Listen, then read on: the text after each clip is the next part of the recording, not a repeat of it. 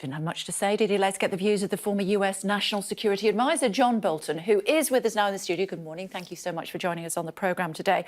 What ramifications does Joe Biden have, do you think, as a result of the withdrawal from Afghanistan? What impact is it going to have on his presidency? Well, I think it's already had a very dramatic negative impact in his favorable, unfavorable ratings. That could spill over into the domestic area this month, where he has $3.5 trillion that he wants to spend. But I think internationally, it has called into question his competence, his professionalism, his credibility. I think the decision to withdraw was catastrophically bad, and I think Biden is suffering accordingly. Wasn't his decision originally, though, was it? He was just putting into effect a decision that was made by President Trump. Well, look, Trump bears a full share of the blame here, but Biden could have changed the policy. He's changed other Trump policies. Biden and Trump on this issue see eye to eye. They both want it out, and I believe it's both their responsibility. Did the war achieve what it set out to do? Well, it achieved enough of what it set out to do. It prevented another terrorist attack like 9/11 for 20 years against the United States. I personally never believed that nation building was part of our mission. I think we had a geostrategic reason to be there. I think we still do. I think we're now very much at risk going forward, and so is Europe. You say nation building wasn't part of the remit, but if not, then what was going to be left behind? Because we saw what happened when the Russians pulled out. They pulled out in 1979, 1989, a 10-year war, pulled out in 1989. They were basically saying, it's a failed state, we need to leave. So the Americans knew what it was before they went in. Well, the objective was to overthrow the Taliban that had given al-Qaeda aid and comfort and destroy al-Qaeda. We were substantially but not totally successful. The mission thereafter... But then creating a vacuum. No, but thereafter the question would be, what society do the Afghans themselves want to build? We set about building a strong central government. I never thought that was necessary. The key point is not to help the Afghans, God bless them and all that. The key point was to protect America and its allies from further terrorist attacks. Once you get beyond that, it gets very difficult to contain the mission, and that's partially what we're suffering from now. Given what's happened, do you think that America is as safe now as it was when you went in October of 2001?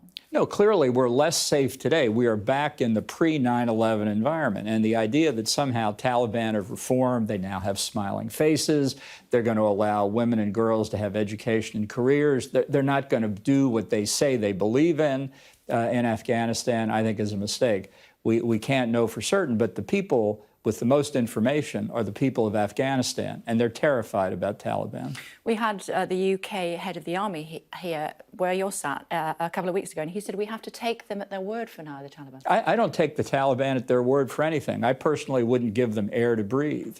And I think we've already seen evidence that foreign fighters have started to come back into Afghanistan. Al-Qaeda never really left. ISIS-K is simply another competitor with Taliban. And the idea that Taliban are now more or less on our side against ISIS-K, I think it's a fool's errand. When you say pre-9/11 terror threat, can you expand on that for me? Well, it's not there today, but it may be there soon. And the circumstances are that you have a terrorist government in Afghanistan now under the Taliban. And as they did before, they allowed sanctuaries to al-Qaeda and other terrorist groups.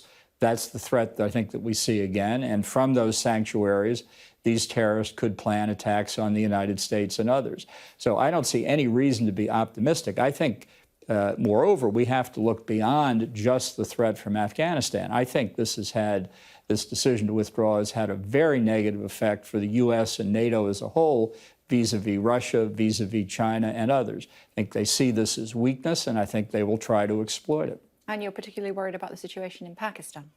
Yeah, look, I think now, that has nuclear weapons. With a terrorist government next door, the risk of a terrorist government in Pakistan increases dramatically. That risk is already there. And if terrorists take over, they've got scores of nuclear weapons that they can deploy around the world, which is frightening. I mean, I want to just quote you. Last week you told CNBC the rise of the Taliban in Afghanistan poses a threat of a takeover of Pakistan by terror groups. It would be a catastrophe if like-minded terror groups take control of Pakistan's nuclear weapons. I mean, That's scary stuff. Do you think that's a very real threat? Well, look, I think the United States has been concerned about Pakistani nuclear weapons, whether in onesies or twosies, getting into terrorist hands, or the worst case scenario, the entire government being taken over by terrorists. Look, the inter-services intelligence of the Pakistani military has been paymaster to the Taliban for decades. Their influence, their radical influence, has spread throughout the Pakistani military, which is the steel skeleton that really governs Pakistan. So the danger is already there. I just think the danger now is worse with a terrorist group in charge next door.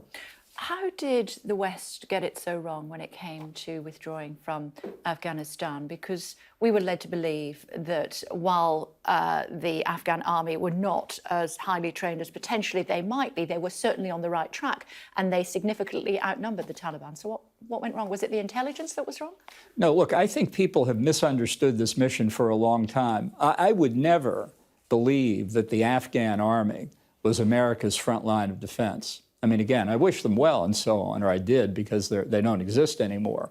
But the real defense for America is America. And the insurance policy we had was a relatively small military presence in Afghanistan with a footprint for a larger intelligence gathering operation that we now no longer have. It's better to try and fend off the terrorists in Afghanistan than in the streets and skies over America. So why was the decision made?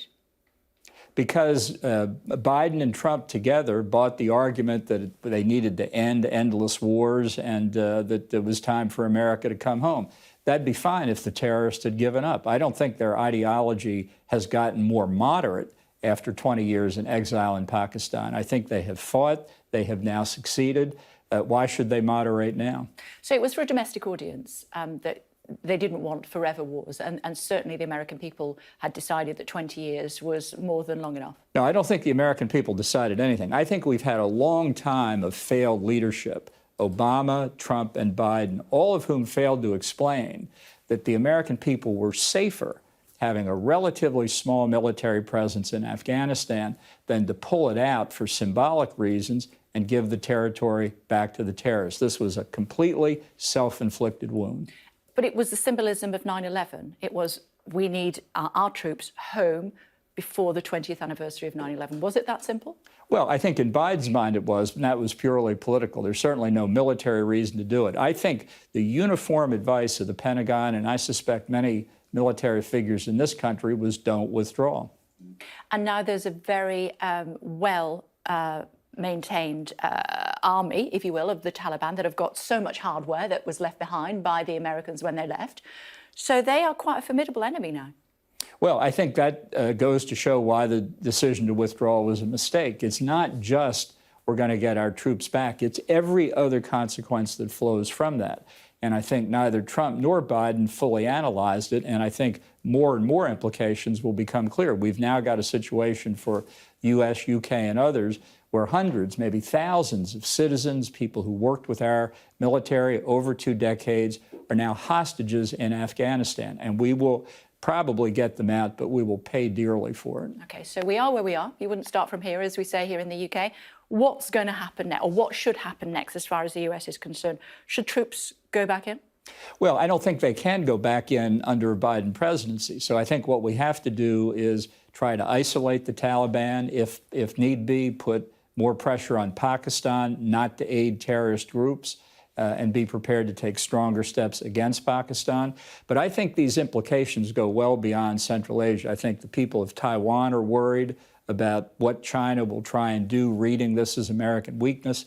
In Central and Eastern Europe, people there are worried about the Russians. That's what they're worried about. And in the Middle East, many of our friends in the Arab world and Israel are troubled about the implications there. So I think we've suffered a very severe setback. It's repairable, but we have to look at it in broad strategic terms. This is not simply pulling 2,500 Americans out of Afghanistan. It's much more complicated and much more negative. But you think a Biden presidency can't afford to go back in to Afghanistan, reputationally? I don't think he has the DNA to go back in. I think we've got We're only 8 months into the Biden administration. We've got 5, 6 of its left, and I think it's dangerous times. But there will be a big debate in the United States over this. I think public opinion is already turning against the withdrawal decision now that the consequences of the withdrawal are clear.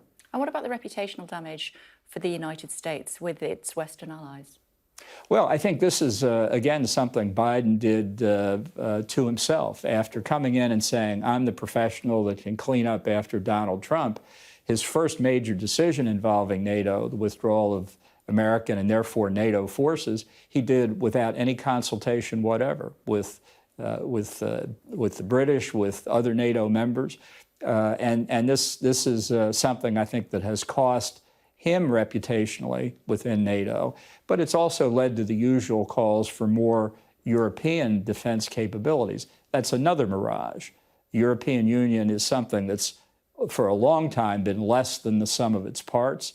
There's a lot of rhetoric about defense capability, very few resources. If NATO is weakened by this, we're all going to be worse off. Of course, he was here in the UK in June of this year at the G7 summit in Cornwall, speaking about the situation in Afghanistan. He then seemed to unilaterally make a decision to come out of Afghanistan without having that conversation, and the other G7 members scrambled to try to speak to him.